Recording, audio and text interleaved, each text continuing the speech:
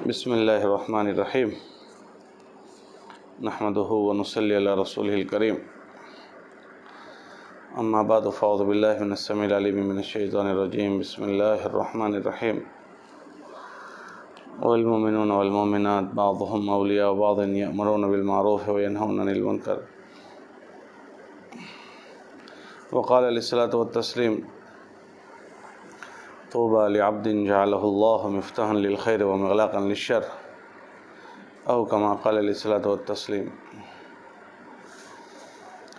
मेरी मोहतरमा अज़ीज़ा बहनों, अल्लाह का एहसान करम और फ़ज़ल है कि अल्लाह पाक ने अपनी मेहरबानी से हमको दीन और दीन की मेहनत की समझ अता फ़रमाई। दीन और दीन की मेहनत की समझ का मिलना ये अल्लाह की मेहरबानी है। इसलिए कि अगर किसी बंदे को दीन की समझ नहीं मिली, दीन की मेहनत की समझ नहीं मिली, तो फिर उसकी ज़िंदगी गफ़लत के साथ और जहालत के साथ ज़िंदगी गुज़रती है। और गफ़लत और जहालत दोनों जो चीज़ें हैं वो आदमी को अल्लाह से करीब नहीं होने देती। और हम सब को अल्लाह पाक ने दुनिया में इस इम्तिहान में पैदा किया है कि कौन आदमी अल्लाह को जान कर पहचान कर ज़िंदगी गुजार कर आता है। अल्लाह कुरान में फ़रमाते हैं कि हमने इंसान और जिन्नातों को अपनी इबादत के लिए पैदा किया। वमा खलक़तुल इंसा वल जिन्न इल्ला लियअबुदून। और उसके लिए फ़रमाया कि लियअबुदून का मतलब कि लियारिफ़ून, कि अल्लाह को जाने पहचाने, अल्लाह को माने और फिर अल्लाह की माने।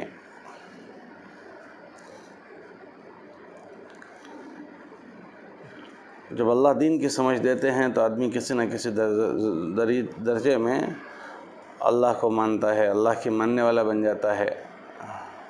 अल्लाह के हुक्मों को पूरा करने की उसके अंदर फ़िक्र आ जाती है और दीन की मेहनत की फ़िक्र आती है तो ख़त्म नबूवत के सदक़े में इस उम्मत के जैसे मर्द ज़िम्मेदार हैं, ऐसे औरतें भी ज़िम्मेदार हैं। उसका एहसास पैदा हो जाता है कि अल्लाह का दीन जैसे हमारी ज़िंदगी में हो, ऐसे इस उम्मत के एक फ़र्द में आए, उसकी हमारे ज़िम्मेदारी है, उसकी फ़िक्र आदमी में आ जाती है और अपनी बिसात के मुताबिक दायरे में रहते हुए जितना कर सकता है हर आदमी करने की फिर कोशिश करता है। इसी दीन की मेहनत की निस्बत पर ये बैठना, ये सुनना, समझना, कहना, ये सारी चीज़ें इसीलिए होती है ताकि जिसको अल्लाह की ये नेमत मिली है उसके अंदर इसकी कदर आ जाए और मज़ीद इस नेमत की कदर करने वाला वो बने। और जिसके अंदर सुस्ती है, कमज़ोरी है, इस कहने सुनने के ज़रिए से ये सुस्ती दूर हो जाए। क्योंकि ये दुनिया जो है वो गफ़लत की जगह है,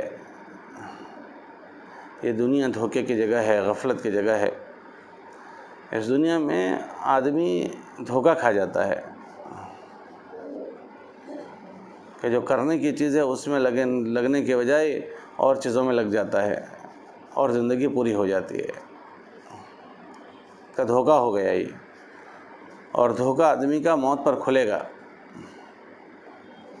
आदमी का धोखा मौत पर खुलेगा कि जब उसको अकेले इस दुनिया से सफ़र करना है, आखिरत की तरफ उसको अकेले जाना है, उसके साथ कोई साथीदार नहीं होगा। इस दुनिया में तो हम सब फैमिली साथ में रहते हैं, तो कोई बात होती है तो एक दूसरे के हम यहाँ मुआविन बन जाते हैं। हाँ, आदमी इसी ज़िंदगी पर आखिरत की ज़िंदगी को कयास करे तो ये गलत है। आखिरत की ज़िंदगी के मुतालिक अल्लाह फरमाते हैं कि वहाँ की पेशी ऐसे भारी होगी कि यौम यफ़िरुल मरउ मिन अख़ीही व उम्मिही व अबीही व साहिबतिही व बनी, कि हर आदमी एक दूसरे से भागेगा। सगा भाई भाई से भागेगा, माँ औलाद से, औलाद माँ बाप से, हर एक दूसरे से भागेंगे। आखिरत में ये मंजर कशी की है। तो वहाँ हर एक को अपनी ज़ात से खड़ा होना है, हर एक को अपनी ज़ात से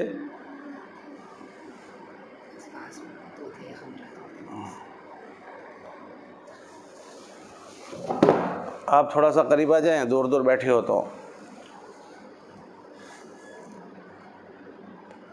تو میں یہ عرض کر رہا تھا کہ ہر آدمی اپنی اس فکر میں آ جائے کہ مجھے اپنے آخرت کا سفر کرنا ہے، اور ہر ایک کو اکیلے سفر کرنا ہے۔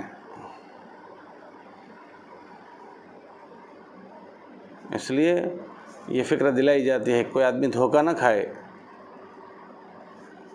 اور اپنے اس سنسار میں اور اپنی اس فیملی کے درمیان میں اپنی آخرت کی تیاری کے ساتھ زندگی گزارے۔ ہاں، کیونکہ موت کے وقت ہر آدمی دفن کر کے واپس آ جائے گا۔ ہاں، کوئی ساتھ نہیں رہے گا۔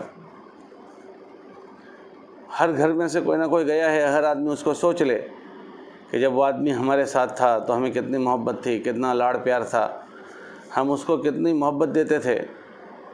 اب وہ مٹی کے نیچے ہیں، پتہ نہیں بیچارے کے ساتھ کیا حال ہوا ہوگا، اس کے قبر میں اس کے ساتھ کیا برتا جا رہا ہوگا، ہم نہیں بتا سکتے۔ ہر ایک کے لیے یا تو قبر جنت کے باغیچوں میں سے ایک باغیچہ بنتی ہے، باغ بنتی ہے، یا جہنم کے گھڑوں میں سے ایک گھڑا بنتی ہے۔ جب آدمی نیک اور اچھا ہوتا ہے اور قبر میں جاتا ہے تو قبر کہتی ہے کہ تیرا آنا بڑا مبارک ہے، اللہ کے زمین پر جتنے لوگ چلتے تھے اس میں تو مجھے اچھا لگتا تھا، اچھا کیا تو میرے پاس آیا، اب میرے اچھے اخلاق کو اور میرے اچھے برتاؤ کو تو دیکھے گا۔ تو اس کے اچھے برتاؤ کو وہ دکھاتی ہے، اور جہاں تک نظر پہنچتی ہے بندے کی وہاں تک وہ قبر کھل جاتی ہے۔ اور خدا نہ کرے کہ کوئی آدمی غلط رخ پر گیا ہے تو پھر قبر کہتی ہے کہ تیرا آنا بڑا نامبارک ہے، جتنے لوگ اللہ کی زمین پر چلتے تھے ان میں تو مجھے برا لگتا تھا، بڑا برا کیا کہ تو میرے پاس آیا۔ اور اس کے بعد اس کی قبر اس کو بھینچنا شروع کرتی ہے۔ ہمارے نبی علیہ السلام کی بات کا مفہوم ہے، انہوں نے فرمایا کہ ایک پسلیاں دوسرے پسلیوں میں ایسے گھس جاتی ہے جیسے ایک ہاتھ کی انگلیاں دوسرے ہاتھ کے اندر گھس جاتی۔ تو ہمارے گھروں میں سے جتنے لوگ گئے ہیں ان میں سے یا تو وہ ان کے لیے قبر اچھی بنی ہوگی، یا خدا نہ کرے اللہ حفاظت فرماوے، دوسرا معاملہ بھی ہو سکتا ہے۔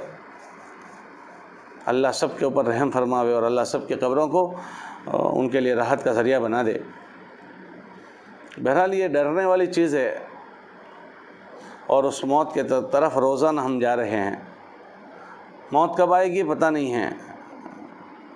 ہاں، روز ہم اعلان سنتے ہیں، جس کا دوپہر میں اعلان ہوتا ہے اس کو صبح میں نہیں پتہ ہوتا کہ مجھے آج جانا ہے، اور جن کا شام کو اعلان ہوتا ہے ان کو دوپہر میں نہیں پتہ ہوتا کہ ہم کو شام کو جانا ہے۔ اچانک لوگ جا رہے ہیں، ہاں، جوان جا رہے ہیں۔ تو آدمی یہ دھوکہ نہ کرے کبھی ہماری بہت چھوٹی عمر ہے، ابھی تو ہمیں بہت لمبا جینا ہے۔ ہاں، ہمیں نہیں پتہ کہ اس سال کے زندوں میں ہم لوگ ہیں یا اس سال کے مردوں میں ہیں۔ دیکھو نا، گزشتہ رمضان میں کتنے لوگ ہمارے ساتھ تھے، لیکن اس رمضان کے آنے سے پہلے ایک مجمع چلا گیا اور ابھی مٹی کے نیچے دفن ہو گیا۔ اور ابھی اس رمضان کے شروع کرنے کے وقت کتنے لوگ ہمارے ساتھ تھے، لیکن ابھی تو رمضان کے تھوڑے ہی روزے ہوئے ہیں، 10-12 روزے ہوئے، اور کتنے لوگ جا چکے، روز 5-7 جنازے جاتے ہیں۔ تو جو جنازے گئے اس میں میرا اور آپ کا بھی جنازہ جا سکتا تھا، اور میرا اور آپ کا بھی جنازہ اٹھ سکتا تھا۔ ہم اپنی موت کو تھوڑی روک سکتے ہیں۔ اس کا مطلب کہ اللہ نے ہم کو ابھی موقع دیا ہے، ورنہ ہماری موت آ جاتی ہم کیا کر سکتے ہیں؟ اللہ نے ہم کو کچھ کرنے کا موقع دیا ہے کہ آدمی کچھ اللہ کی دی ہوئی زندگی کو غنیمت سمجھ کر وہاں کی کچھ تیاری کر لے۔ یہ جو ہر ہفتے تعلیم کا حلقہ ہوتا ہے اور مردوں کے ذریعے سے جو بات ہوتی ہے، یہ ساری کے ساری اسی لیے کہ ایک آدمی کو اپنے آخرت کی فکر آ جائے اور غفلت میں نہ زندگی گزارے، دھوکے میں نہ رہے، اور موت کو اپنے قریب سمجھ کر زندگی گزارے۔ یہ نہ امید کریں کبھی بہت لمبی زندگی باقی ہے۔ ہمارے نبی علیہ السلام کی بات کا مفہوم ہے کہ میں ایک سلام پھراؤں تو دوسری پھرا سکوں گا نہیں، اس کا مجھے نہیں پتہ ہے۔ ہاں، ہماری سانس کی نلی سے بھی زیادہ موت قریب ہے، اس لیے اس کی ہمارے اندر احساس ہو جائے کہ میری موت میرے بہت قریب ہے، اچانک آ جائے گی۔ آخرت کی منزل بہت کٹھن منزل ہے۔ اگر اللہ معاف نہ کرے یا کوئی آدمی اپنے اوپر محنت کر کے ایسا تیار کر کے نہیں گیا کہ جس پر رحم کیا جائے، تو پھر وہاں کی منزلیں بہت سخت ہے۔ قبر کی منزل ہی اتنی بھاری ہے۔ ہمارے نبی علیہ السلام کی بات کا مفہوم ہے کہ اگر تم کو پتہ چل جائے کہ قبر میں کیا ہوتا ہے تو تم اپنے مردوں کو دفنانا چھوڑ دو۔ ہاں، کہ آخرت کی منزلوں میں پہلی منزل قبر ہے، اس لیے اس کی فکر دلائی جا رہی ہے۔ یہ جو اللہ پاک نے ماہ مبارک بنایا ہے، جس ماہ مبارک سے ہم ابھی گزر رہے ہیں، یہ ماہ مبارک خالی روزے رکھنے کے لیے نہیں یا خالی تراویح پڑھنے کے لیے نہیں، بلکہ اللہ پاک ان آخرت کی منزلوں سے بندوں کو بچانا چاہتے ہیں۔ اس لیے اللہ پاک کبھی راتیں مبارک بنا دیتے ہیں، کبھی دن مبارک بنا دیتے ہیں، تاکہ اس میں اعمال کی قیمت بڑھا دیں تو لوگ للچا کر کچھ نہ کچھ کر لیں، اور کچھ نہ کچھ کر کے اللہ سے معافی مانگ لیں، اللہ سے اپنے معاملے کو ٹھیک کر لیں، اور اپنا اللہ کے پاس جانے کے نظام کو ٹھیک کر لیں۔ ہاں، کیونکہ ہم وہ آخرت کی منزل ہم نے نہیں دیکھی ہے تو ہم غفلت کرتے ہیں، تو پھر اللہ پاک بندوں پر رحم کر کے ایسے مہینے لاتے ہیں، ایسی راتیں لاتے ہیں، اور اس کی فضائل اللہ بیان کرتے ہیں تاکہ بندہ للچا کر کچھ نہ کچھ کر لے۔ اور ان ساری چیزوں میں ماہ مبارک بہت بڑی چیز ہے آخرت بنانے کے لیے، آخرت کی تیاری کے لیے، قبر کی تیاری کے لیے ماہ مبارک بہت بڑی چیز ہے۔ اس میں اللہ پاک نے اسباب مغفرت اتنے رکھے ہیں کہ نہ پوچھو بات۔ ہاں، کہ اللہ پاک اس میں بڑا انعام جو دیتے ہیں بندوں کو، وہ مغفرت ہی کا دیتے ہیں۔ حضرت عائشہ رضی اللہ تعالیٰ عنہ سے اللہ کے نبی علیہ السلام نے جو بات فرمائی کہ کیا ماہ مبارک میں ہوتا ہے، جس کا مفہوم ہے، یہ فرمایا کہ بنو کلب جو ہے مدینہ وہاں حجاز میں ایک قبیلہ تھا، ان کے پاس بہت بکریاں تھیں، تو اللہ کے نبی علیہ السلام نے ان بکریوں کے جسم پر جو بال ہوتے ہیں اس کی مثال دی کہ اللہ پاک ان بکریوں کے بالوں پر جتنی بال ہیں، ان بکریوں کے کھالوں پر جتنے بال ہیں، اتنے لوگوں کی مغفرت کرتے ہیں۔ یہ تو ایک مثال دینے کے لیے یہ مثال دی کہ مطلب بہت زیادہ۔ تو اس مہینے کا بڑا انعام جو ہے وہ مغفرت ہوتا ہے۔ ہاں، کہ اللہ پاک نے اس میں ایسے اسباب مغفرت پیدا کیے ہیں تاکہ بندے کی کسی نہ کسی طرح بخشش ہو جائے، ورنہ یہ بیچارہ مار نہیں کھا سکے گا۔ ہاں، آخرت کی بھٹی اس سے بچ نہیں سکے گا۔ ہر آدمی کے ذمہ یہ ہے کہ اپنے اوپر اتنی محنت کر کے جائے کہ آخرت کی پکڑ سے بچ جائے۔ قُوُّ أَنفُسَكُمْ وَأَهْلِيكُمْ نَارًا، کہ نبی جی اپنے آپ کو اور اپنے گھر والوں کو جہنم کی آگ سے بچاؤ۔ تو ہر آدمی کے ذمہ ہے کہ اپنے آپ کو جہنم کی آگ سے بچائے۔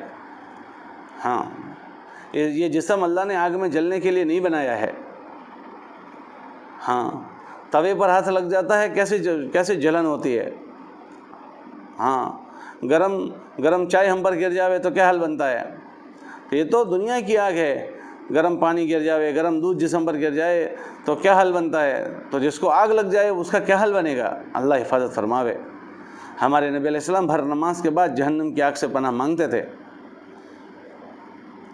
تو ہم نے اس کو سرسری لیا ہے، سرسری سمجھا ہے، لیکن اللہ رحمان ہیں، اللہ رحیم ہیں، بندوں پر رحم فرما کر بندوں کو معاف کرنے کے لیے یہ ساری گھڑیاں بناتے ہیں اللہ پاک۔ تو ماہ مبارک بھی اللہ پاک نے اسی میں سے بنایا ہے، ہاں، تاکہ اس کی بخشش کسی نہ کسی درجے میں ہو جائے۔ اس میں کچھ اعمال اللہ نے طے کیے کہ اگر ان اعمال میں آدمی مشغول ہوتا ہے تو وہ اس کا نتیجہ بخشش ہوتی ہے، بخشش، معافی ہو جاتی ہے، اور بہت بڑی بات ہے کسی کی بخشش اور معافی ہو جائے۔ ہاں، آپ نے فضائل اعمال میں پڑھا ہوگا کہ جبرائیل علیہ السلام تشریف لائے اور اللہ کے نبی علیہ السلام ممبر پر چڑھ رہے تھے تو تین بد دعائیں کی اور اس پر آمین کہا گیا۔ اس میں ایک بات یہ کہی گئی کہ ہلاک ہو جائے وہ آدمی کہ جس کو رمضان کا مہینہ ملے اور اس کی بخشش نہ ہو۔ اس کا مطلب کہ رمضان اللہ نے ایسا بنایا ہے کہ اس میں بندوں کی بخشش ہو ہی جاتی ہے، لیکن پھر بھی اگر کوئی آدمی اگر اس کی قدر نہیں کرتا اور محروم رہا تو اس کے لیے تو اللہ کے نبی نے خود بد دعا کی کہ ہلاک ہو جائے وہ آدمی کہ جس کو رمضان کا مہینہ ملا اور اس کی بخشش نہ ہوئی ہو۔ اور اس پر جبرائیل علیہ السلام نے آمین کہی تو اور بھاری بات ہو گئی۔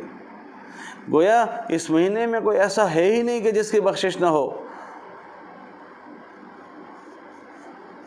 تو وہ کیا اعمال ہیں جس کی برکت سے اللہ پاک اس مہینے میں بخشش کرتے ہیں؟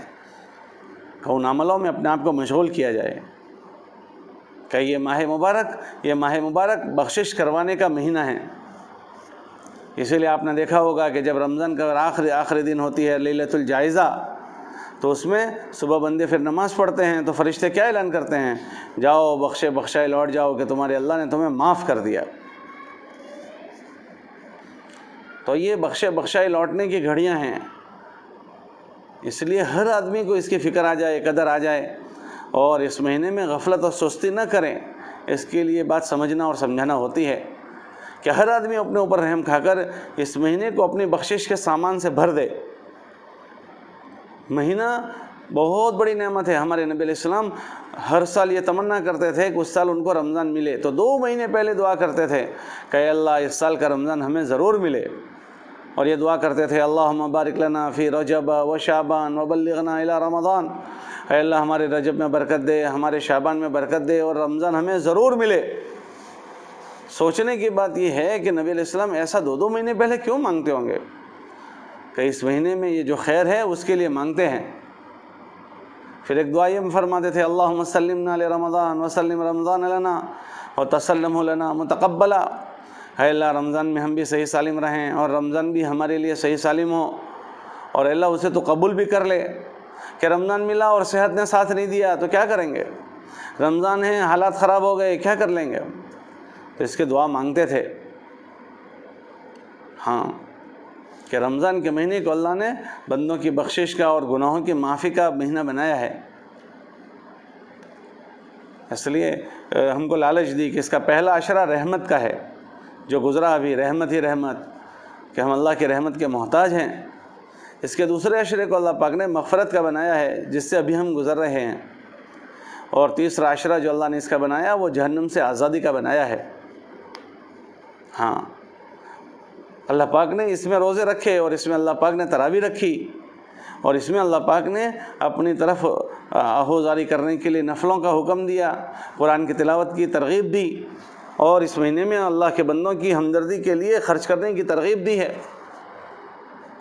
ہاں اللہ کے نبی علیہ السلام نے جب رمضان کا مہینہ آیا تو اس سے پہلے خطبہ دیا، اس خطبے میں یہ باتیں فرمائی تھی رمضان سے پہلے کہ اے لوگو ماذا تستقبلون وماذا یستقبلکم، کہ اے لوگو تم کس کا استقبال کر رہے ہو اور تمہارا کون استقبال کر رہا ہے؟ یوں فرمایا تھا ماذا تستقبلون وماذا یستقبلکم، کہ تم کس چیز کا استقبال کرتے ہو؟ 3 مرتبہ فرمایا ہے کہ تمہارے پاس کون آ رہا ہے، پھر تیسری بار فرمایا تو حضرت عمر رضی اللہ تعالیٰ عنہ وہاں تھے تو فرمایا اے اللہ کے نبی علیہ السلام وحی نزل، کیا کوئی وحی نازل ہوئی ہے؟ تو فرمایا نہیں۔ پھر فرمایا کیا کوئی دشمن آ رہا ہے؟ کہا نہیں۔ پھر کہ رمضان آ رہا ہے، کہ رمضان کی یہ ترغیب دیتے تھے کہ رمضان ایک بہت بڑی چیز آ رہی ہے۔ ہاں اس لیے اس کی ہم اللہ کا احسان مانیں کہ سال کا رمضان ہم کو اللہ نے نصیب کر لیا۔ اب اس کی قدر کرنی ہے ہمیں کہ اس میں ایسے مشغول ہونا ہے کہ ہم اپنے اللہ کو پسند آ جائیں، اور اس مہینے میں اللہ ہماری بخشش کر لیں، اور ہم بخشے بخشائے اللہ کے وہاں ہو جائیں۔ ہاں بندوں کو اللہ نے معاف کرنے کے لیے یہ مہینہ بنایا ہے، اسی لیے اللہ پاک شیطان کو باندھ دیتے ہیں اس میں تاکہ بندوں کو وہ گمراہ نہ کرے، بندوں کی حالتوں کو خراب نہ کریں، اور بھوکا رکھ کر بندے کے نفس کو دبا دیا ہے، بھوکا رکھ کر بندے کے نفس کو، کیونکہ آدمی جو غلط کام کرتا ہے وہ کم سے کم 3 چیزوں کی وجہ سے کرتا ہے۔ ایک شیطان اس کو کرواتا ہے، ایک اس کے نفس کی وجہ سے وہ کرتا ہے، اور تیسرا جو ہے وہ برے ماحول برے دوستوں کی وجہ سے کرتا ہے۔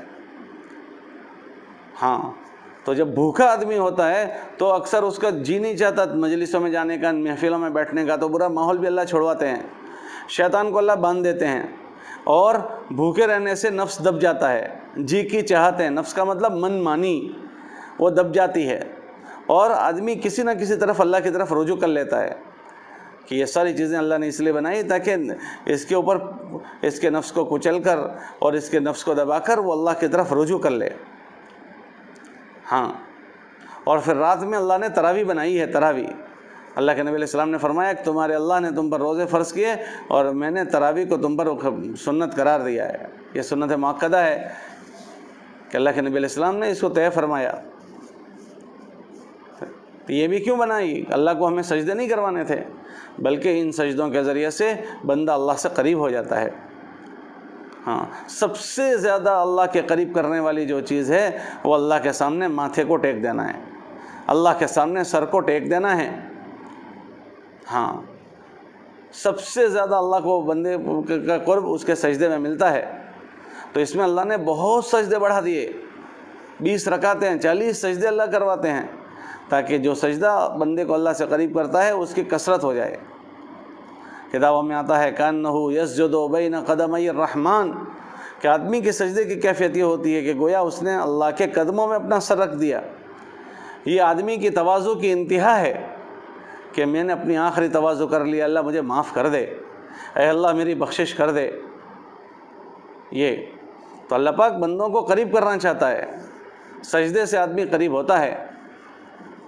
آپ نے قرآن میں پڑھا ہوگا، سجدے کی آیت ہے کہ اے لوگو سجدہ کرو اور اللہ سے قریب ہو جاؤ۔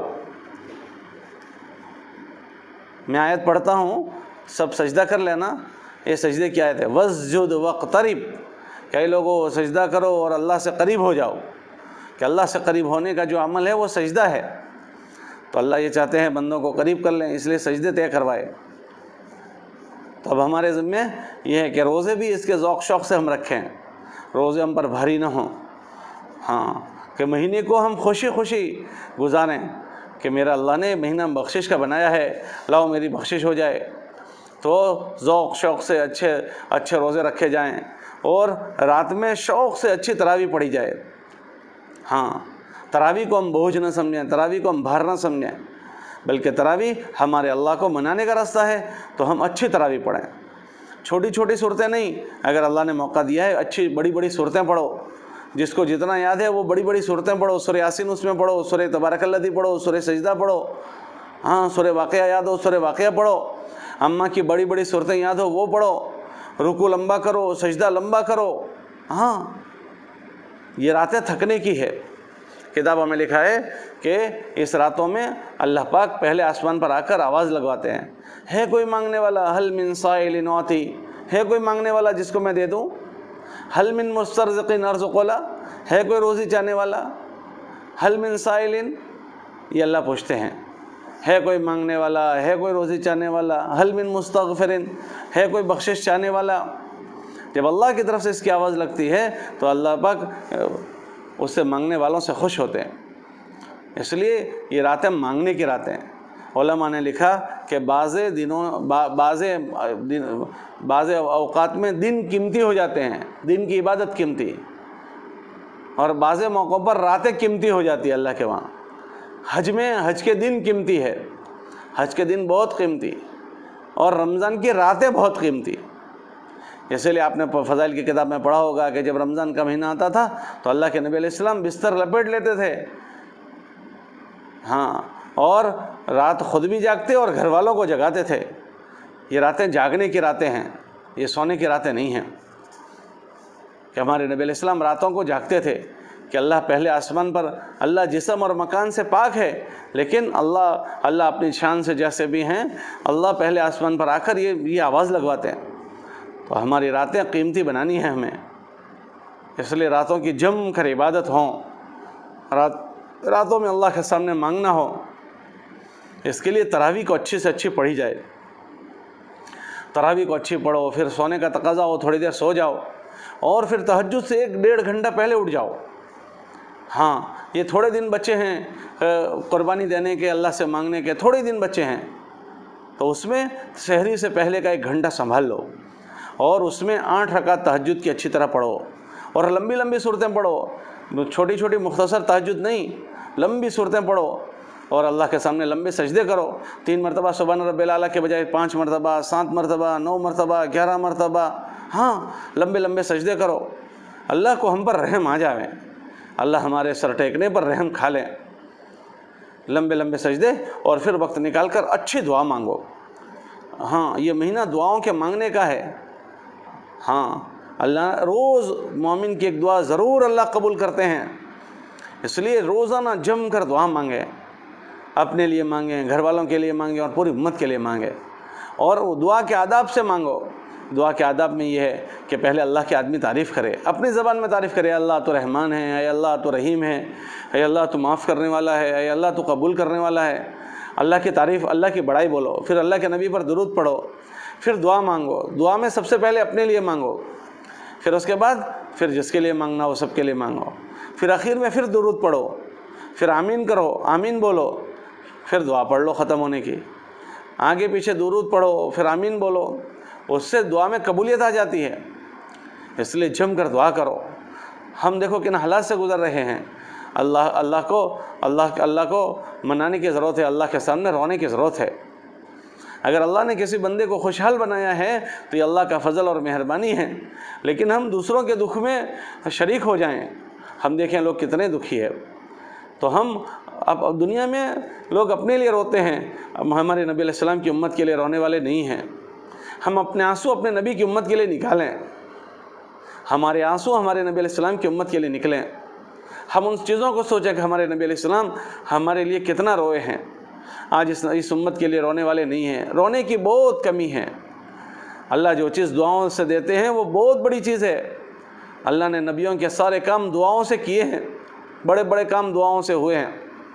فرعون نے موسیٰ علیہ السلام کو مارنے کا پلان بنایا، اللہ نے دعا کی برکت سے اللہ پاک نے موسیٰ علیہ السلام کو نجات دے دی، اور اللہ پاک نے دعا کے برکت سے ساری چیزیں دی اللہ نے۔ ہاں، اس لیے دعا ہمارا ہتھیار ہے۔ تو عزیزہ بہنوں، روز رات کو اہتمام سے پونا گھنٹہ 1 گھنٹہ دعا میں ہمارا لگے۔ اور دعا کوئی رٹی رٹائی چیز نہیں ہے، ایسے کاکلودی کرنے کی جیسے ہمارے بچے ہوتے ہیں نا، امی سے پیسے مانگتے ہیں، کھانے کی چیز مانگتے ہیں، نہیں امی دے دو، امی مجھے دے دو، اب میں نہیں مانگوں گا، امی تم نہیں دو گے تو کون دے گا۔ اب اللہ سے ایسے کالا والا کرنے کی چیز ہے، اللہ سے کاکلودی کرنے کی چیز ہے۔ ہاں، اللہ سے وہل کرنے کی چیز ہے، اللہ کو منانے کی یہ چیز ہے، اللہ سے کالا والا کرنا ہے۔ اے اللہ تو کر دے، اے اللہ آپ نہیں کریں گے تو کون کرے گا، اے اللہ آپ کے علاوہ ہمارا کوئی بھی نہیں، ہم کس سے کہیں گے، اے اللہ آپ تو معاف کرنے والے اللہ ہے، اے اللہ آپ نے اپنے فضل سے ہم کو پیدا کیا ہے، آپ نے ہم کو مسلمان بنایا ہے، اللہ آپ نے ہزاروں نعمتیں ہم پر مہربانی کی ہے، اللہ جیسے یہ مہربانی کی ہے اللہ اور تھوڑی سی مہربانی کر دے، اللہ یہ بھی کر دے، یہ بھی کر دے، یہ بھی کر دے، یہ بھی کر دے۔ اپنے آپ کو اللہ سے معاف کرواؤ، اللہ سے قبول کرواؤ، اپنی اولادوں کو قبول کرواؤ۔ اللہ بہت معاف کرنے والے ہیں، اللہ کا نام ہی رحمان ہے، اللہ کا نام رحیم ہے۔ ابھی ایک آنسو آنکھ میں سے نکلے گا تو جہنم کی بھٹی بجھ جائے گی۔ ہاں، اور اگر ابھی نہیں روئے تو پھر قیامت کے دن کا رونا کام نہیں آئے گا۔ اس لیے راتیں اچھی طرح غفلت نہ کریں۔ ہاں، یہ راتیں غفلت کی راتیں نہیں ہیں۔ فوراً عشاء کے بعد کوئی کام نہ ہو، آرام کر لو اور اچھے سے اٹھ جاؤ۔ سحری اخیر وقت میں کرو، اخیر وقت میں سحری کرنا سنت ہے۔ بھئی جب یہ اعلان ہوتا ہے کہ بھئی سحری کا وقت ختم ہو گیا، اس سے 2-4-5 منٹ پہلے ہماری سحری ختم کر دو۔ باقی سحری اخیر وقت میں کرنا سنت ہے، اس سے پہلے نماز دعاؤں میں جم کر لگو، سنت طریقے پر سوئیں۔ مردوں سے کہیں کہ اس مہینے میں ایک بھی نماز تمہاری تکبیر اولیٰ کے بغیر نہ ہو۔ ہاں، کہ ہمارے مردوں کی تکبیر اولیٰ کبھی نہ جائے، اور خصوصاً عشاء اور فجر کی تو کسی حال میں نہ جائیں۔ اس کی ان کی فکر ہو، ہمارے بچوں کی ہم فکر کریں، اور اس کے دن میں اور دنوں کے مقابلے میں اپنے اعمال کو بڑھا دیں۔ ہاں، خصوصاً 3 گھنٹے اس مہینے میں سنبھال لو، 3 گھنٹے۔ ایک یہ رات کا تہجد کا وقت سنبھال لو، اور دوسرا عصر سے مغرب کا وقت بہت زیادہ قیمتی ہے، اس میں غفلت نہ کرو۔ ہاں، اس میں اہتمام سے تلاوت کرو، 3 تسبیح پڑھو، اور پھر اخیر میں اللہ کے سامنے دعا کرو، اللہ کے سامنے مانگو۔ ہاں، اور تیسرا فجر سے لے کر اشراق تک کا وقت، یہ 3 گھنٹے بہت قیمتی ہے۔ یہ 3 گھنٹے تم نے سنبھال لیے، ایک دن 24 گھنٹے میں 3 گھنٹے مشکل نہیں ہے۔ نیند آتی ہو تھوڑی سی ہمت کرو اور جاگو۔ ہاں، فجر کے بعد سے لے کر اشراق تک جاگو، وہ تو پورے سال اہتمام کر لو کہ پورے سال میں ہمیں اشراق تک نہیں سونا۔ ہماری مسجد میں ہم نے دیکھا 25-30 بچے جو ہے فجر سے لے کر اشراق تک دعاؤں میں تلاوت میں بیٹھتے ہیں۔ ہاں 2-4 پارے تلاوت ہو جائے گی، پھر اشراق ہو جائے گی۔ اس لیے تینوں گھنٹوں کا بہت اہتمام کرو، تہجد سے پہلے کا 1 گھنٹہ، فجر کے بعد کا 1 گھنٹہ، عصر کے بعد کا 1 گھنٹہ، اس کا بہت اہتمام کر لو۔ اور پھر اس کے ساتھ ساتھ اس مہینے میں نفلوں کا اہتمام کرو۔ تہجد ہماری نہ چھوٹے، تہجد میں ہوتے ہی اٹھتے ہی ہیں، 8 رکعت تہجد کی پڑھ لو، 12 رکعت ہماری اوابین کی پڑھ لو، اہتمام سے پڑھ لو، چاشت کی 12 رکعت چاشت کی پڑھ لو، اشراق کی 4 رکعت پڑھ لو، مغرب کے بعد اوابین کی 6 رکعتیں پڑھ لو۔ ہاں اس مہینے میں اس مہینے کو عملوں سے بھر دو۔ ہاں اس مہینے میں خصوصاً نفلوں کا اہتمام کریں۔ اور پھر اس کے بعد قرآن کی تلاوت ہے۔ قرآن کی تلاوت میں جتنی طاقت تم لگا سکتی ہو اتنی قرآن کی تلاوت میں طاقت لگاؤ۔ یہ مہینہ قرآن کا مہینہ ہے۔ ہاں اس مہینے میں اللہ نے قرآن کو اتارا ہے۔ ہمارے نبی علیہ السلام جن پر اللہ نے قرآن اتارا وہ خود اس مہینے میں قرآن پاک کا دور کرتے تھے۔ اور جس سال ہمارے نبی اللہ کے وہاں گئے ہیں اس سال اللہ کے نبی علیہ السلام نے 2 مرتبہ دور کیا۔ تو روزانہ عام بہنوں کے 10 15 20 پارے روز ہونے چاہیے۔ یہ تو کوئی چیز ہی نہیں ہے 10 15 20 پارے، 15 20 پارے تو ہونے ہی چاہیے، 10 پارے تو کوئی چیز نہیں ہے۔ ہاں یہ تو یوں چلتے 10 پارے تو ہو جاتے ہیں۔ 15 20 پارے ہر بہن کے روز ہونے چاہیے۔ اس لیے عزیزہ بہنوں اہتمام کرو کہ روزانہ کم سے کم 15 پارے تو ہو جائیں۔ اس کا نظام بنا دو، مجھے اتنے بجے پڑھنے بیٹھنا ہے، بیٹھنا ہی بیٹھنا ہے، پھر اتنے بجے سونے کا تقاضا ہے، اشراق کے بعد تھوڑی دیر سو لیے پھر اٹھ جاؤ، ورنہ یہ تو جسم ہے مٹی کا، اس کو جتنی دیر سلاؤ گے تو سوتا ہی رہے گا، پڑا ہی رہے گا۔ پھر اٹھ جاؤ اور اٹھنے کے بعد پھر اپنے اعمال میں لگ جاؤ۔ باتیں نہ کریں، مجلسیں نہ کریں۔ کتابوں میں آتا ہے نا کہ رمضان ڈھال ہے، روزہ ڈھال ہے، روزہ الصوم جنۃ ما لم یخرقھا، یہ روزہ ڈھال ہے جب تک اس کو پھاڑا نہ دے۔ پوچھا گیا کہ وہ کیسے پھٹتا ہے؟ کہ غیبت سے پھٹ جاتا ہے۔ جب کسی کے ساتھ بیٹھیں گے تو غیبت ہوگی، تو کسی کے ساتھ مجلس رمضان میں نہیں، بس ختم بات۔ ہماری دوستی ہمارے اللہ سے، کسی سے کوئی دوستی نہیں۔ فونوں پر بھی کوئی ہماری لمبی لمبی باتیں نہ ہو۔ ہاں فونوں میں بھی ادھر ادھر کی باتیں ہو جاتی ہے، ضرورت کے فون کر لو، لیکن رمضان میں فونوں پر بہت زیادہ ٹائم جاتا ہے۔ کسٹر لائے کہ نہیں لائے، گراس لائے کہ نہیں لائے، اور وہ کیلے لائے کہ نہیں لائے، پکوڑے سکوڑے بنائے کہ، یہ پکوڑے سکوڑوں کا مہینہ نہیں ہے۔ اللہ جو میسر کرے وہ کھا لو، لیکن اتنی چھوٹی وہ لائے کہ نہیں لائے، یہ لائے، بھائی جو ہے کھا لو، بات پوری کرو، قصہ پورا کرو۔ ہاں اس میں ہم اپنے وقت کو ضائع نہیں کریں گے۔ ایک فون کرو گے 5 منٹ خراب ہو جائے گی تمہاری، ایک فون میں 5 منٹ تمہاری آرام سے چلی جائے گی۔ ایک منٹ کی قدر کرو۔ یہ رمضان پتہ نہیں ہماری زندگی کا، ہو سکتا ہے کہ آخری رمضان ہو، ہمیں نہیں پتہ کہ آئندہ سال ہمیں ملے گا یا نہیں ملے گا۔ جس مہینے کو ہمارے نبی 2 مہینے پہلے رو کر اللہ سے مانگتے تھے وہ اللہ نے دیا ہے ہم کو۔ اس لیے عزیزہ بہنوں اس مہینے کی ہمیں قدر کرنی ہے، اور اس میں ذرا برابر غفلت نہ ہو، سستی نہ ہو، اس کی نفلیں بڑھا دی جائیں، اور اس میں ہم تلاوت جم کر کریں، خوب اچھی تلاوت، ٹھہر ٹھہر کر سکون کے ساتھ اچھی تلاوت کریں، اور اس کے ساتھ ساتھ مالی عبادت کریں، جانی عبادت، مالی عبادت میں ہم اپنی زکوٰۃ نکالیں، زکوٰۃ ہمارے ذمہ باقی نہ رہیں۔ عورتوں کے پاس جو نقد روپے ہوتے ہیں وہ، یا پھر مہر کے پیسے بہت سو کے پاس ہوتے ہیں وہ، بہت سو کے پاس زیورات ہوتے ہیں وہ، کسی کے نام پر اگر کوئی اور تجارت کا مال وغیرہ ہو وہ اپنے مردوں سے پوچھ لینا آپ۔ بہرحال اگر ایسی چیزیں ہیں جس پر زکوٰۃ ہے، اللہ کے واسطے زکوٰۃ ادا کر دیں، ورنہ کتابوں میں آتا ہے جس مال کی زکوٰۃ ادا نہیں ہوگی اس کو اللہ انگارے بنائیں گے، اور پیشانیوں پر اور ان کے پہلوؤں پر داغ دیا جائے گا۔ اور اس کے ساتھ ساتھ جن زمینوں کی زکوٰۃ ادا نہیں کی گئی ہوگی، اگر اس پر زکوٰۃ آتی ہے اس کو آگ کا توق بنا کر گلے میں پہنایا جائے گا۔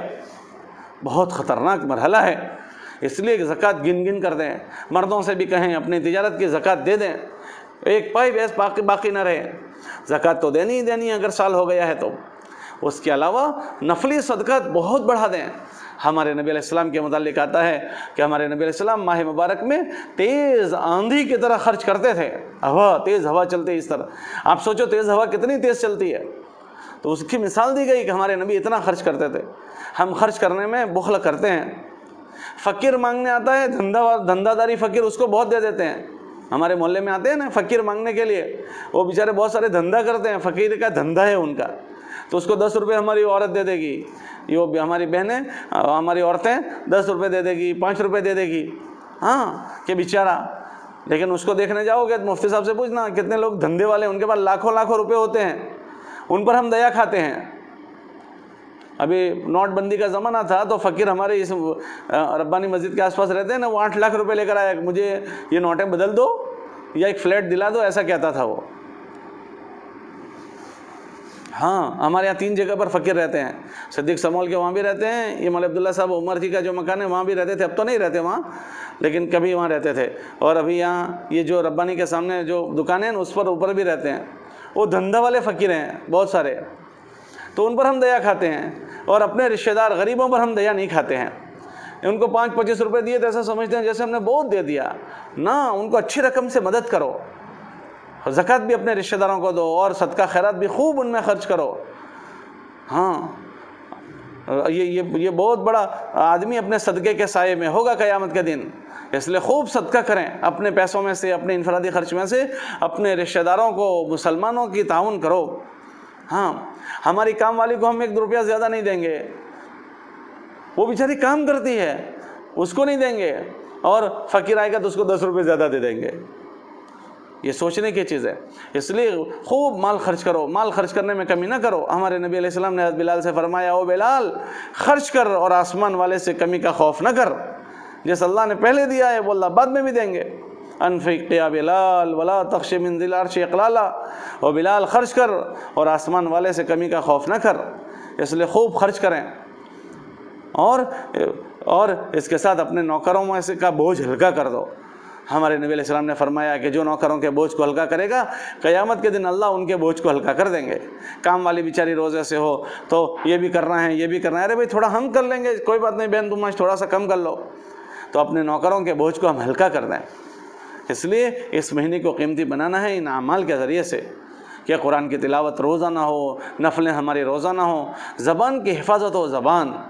زبان بہت خطرناک چیز ہے، زبان کی حفاظت کر لیں کہ ہماری زبان سے کسی کی غیبت تیری میری نہ ہو، اور اس کے رات میں تراویح اچھی پڑھیں، پھر سو جائیں، پھر رات کی قدر کریں۔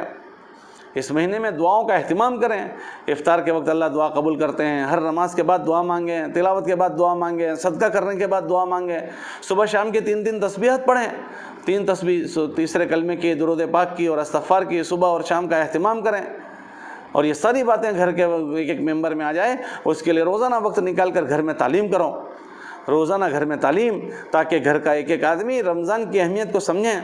یہ رحمت کا عشرہ جا چکا، یہ مغفرت کے عشرے کے کچھ دن چلے گئے، تو ہم اس میں اللہ سے معافی مانگیں۔ مغفرت کو معافی کے ساتھ جوڑ بٹھایا ہے۔ ایک آدمی معافی نہیں مانگے گا تو اس کی مغفرت کیسے ہوگی؟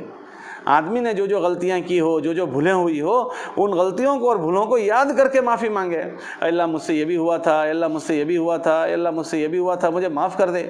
ایک غلطی کو یاد کر کے اللہ سے معافی مانگنی ہے، ایک بھول کو یاد کر کے اللہ سے معافی مانگنی ہے، تو یہ مغفرت کا عشرہ ہے، تو انشاءاللہ ہماری اللہ بخشش کر دیں گے۔ اس لیے اہتمام سے دعائیں بہت مانگیں، اپنے لیے اور امت کے لیے معافی مانگیں۔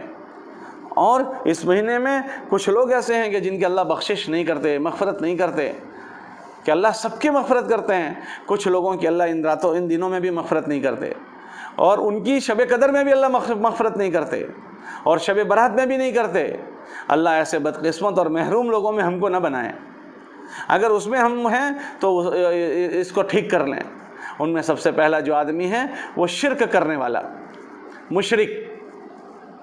اللہ کا احسان ہے کہ ہم شرک نہیں کرتے ہیں، تو چھوٹا بہت جو شرک ہو جاتا ہے کبھی، کہ ہماری کوئی بڑوں کے پاس چلے گئے، چھو منتر والوں کے پاس چلے گئے، اور یہ جو ہوتا ہے نا اس میں بہت شرک ہو جاتا ہے۔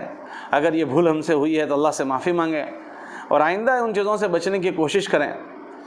اللہ کے علاوہ کوئی نفع نقصان کا مالک نہیں ہے، تو ایک شرک نہ کرنا، اور دوسرا ماں باپ کی نافرمانی.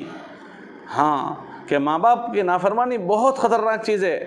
کتابوں میں آتا ہے اللہ اس وقت تک راضی نہیں ہوں گے جب تک اللہ بندوں سے راضی نہیں ہوں گے. عاقٌ لوالدین، جس نے ماں باپ کو ناراض کیا ہے اللہ ان سے کبھی راضی نہیں ہوں گے. ہاں اللہ نے اپنی رضامندی کو ماں باپ کی رضامندی پر جوڑا ہے. دوسرا آدمی یہ ہے کہ ماں باپ کو ناراض کرنے والا، اس کی بخشش اس مہینے میں نہیں ہوتی ہے. تیسرا آدمی جو ہے وہ شراب پینے والا، اللہ کا احسان ہے کہ ہمارے وہاں کوئی ایسا نہیں ہے. اور چوتھا آدمی جو ہے وہ المشاہن، مسلمان کا کینہ دل میں رکھتا ہو. کینہ، اس میں ہمارا بہت بڑا مجمع مبتلا ہے، مردوں کا بھی عورتوں کا بھی. کبھی کسی کے ساتھ کچھ ہو گیا تھا بھولتے ہی نہیں، دل میں اس کو رکھ لیا، اس کا بغض دل میں ہے، اس کا کینہ دل میں ہے. یہ بہت خطرناک بات ہے. ہاں یہ بہت خطرناک چیز ہے.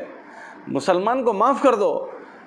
ہاں جس کے دل میں کوئی کھوٹ نہ ہو اور اس کا دل مسلمانوں سے صاف ہو، جنت میں جائے گا.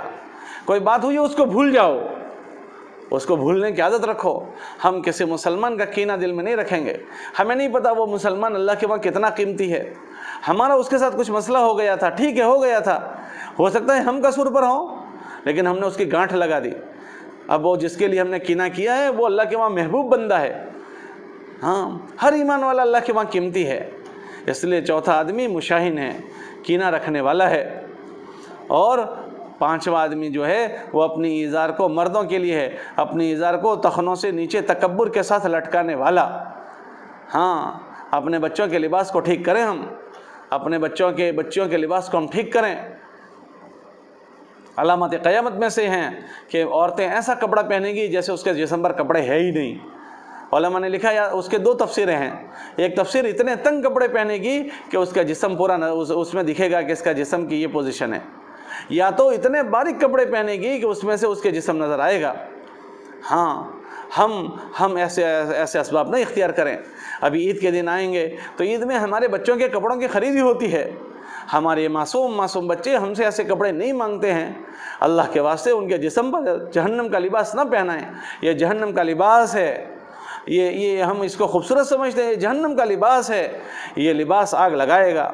ہاں خود بھی اس سے پرہیز کریں، بچوں کو بھی پہنانے سے پرہیز کریں.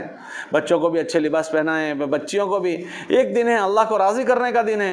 عید کا دن تو بدلے کا دن ہے کہ ہم نے پورے مہینہ اللہ کے سامنے مزدوری کی ہے، اللہ کے سامنے اللہ کی عبادت کی ہے، اللہ کے سامنے تھکے ہیں، اللہ کے لیے اللہ کا نام لیا ہے، اللہ کا قرآن پڑھا ہے، اللہ کو منانے کی محنت کی ہے. اب آخری دن میں ہم اللہ کو ناراض کر دیں گے کہ ہم اللہ کو ناراض نہیں کریں گے.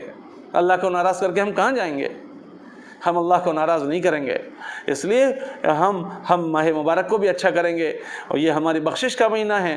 ہم اللہ کے سامنے ایسے اعمال کریں گے کہ ہمارا اللہ ہم سے راضی ہو جائے. اس کے راتوں کو بھی ہم قیمتی بنائیں گے تاکہ اللہ ہمارا راضی ہو جائے. جیسے میں نے اعمال کی ذکر کیا، وہ سارے اعمال کا اہتمام کرتے ہوئے جب عید آئے گی تو عید کو بھی اللہ کو ناراض نہیں کریں گے. عید میں بھی ہم اللہ کو ناراض نہیں کریں گے. اس لیے عزیزہ بہنوں اس کی فکر کریں. اور اس کے بعد جو آخری عشرہ آئے گا وہ جہنم سے خلاصی کا آئے گا. اسی میں شب قدر بھی ہے. اس لیے اللہ کے نبی علیہ السلام خاص کر کے آخری عشرے میں جاگتے تھے اور اعتکاف کرتے تھے تاکہ شب قدر ہمیں مل جائیں. آپ کے مردوں کو بھی مسجد میں اعتکاف کی ترغیب دو. بیٹا تم مسجد میں اعتکاف کرو، مردوں سے کہو اعتکاف کرو. ہمارے نبی نے پوری زندگی اعتکاف کیا. آپ بہنیں اپنے گھروں میں اعتکاف کرو، ہمارے نبی نے اعتکاف کیا ہے. اور خصوصاً آخری عشرے کی راتیں عبادتوں سے بھر دو. ہاں راتوں میں چاروں عمل جمع کر دو. اس میں نمازیں بھی پڑھو، اس میں تلاوت بھی کرو، اس میں ذکر بھی کرو، اور مالی عبادت بھی رات میں کرو. روز رات کو صدقہ دو اور اچھا خرچ کرو، خوب خرچ کرو. ہاں مجھے لوگوں کی بات سن کر حیرت ہوتی ہے. لوگ کہتے ہیں زکوٰۃ کا مال ادا کرنے کے بھی ہمارے پاس پیسے نہیں ہیں کہ یہاں انویسٹ کیا ہے، وہاں انویسٹ کیا ہے، اور زکوٰۃ کے مال ادا نہیں کیے ہوئے ابھی تک. یہ مہینہ ایسا نہیں ہے. دیکھو مر جائیں گے نا تو کوئی کچھ ادا نہیں کرے گا، کوئی پوچھنے نہیں آئے گا. اس لیے اپنی زکوٰۃ کا مال پورا ادا کریں، بلکہ نفلی صدقات خوب دیں. آپ انداز کرو ہمارے نبی علیہ السلام کی بات کہ آندھی کی طرح خرچ کرتے تھے.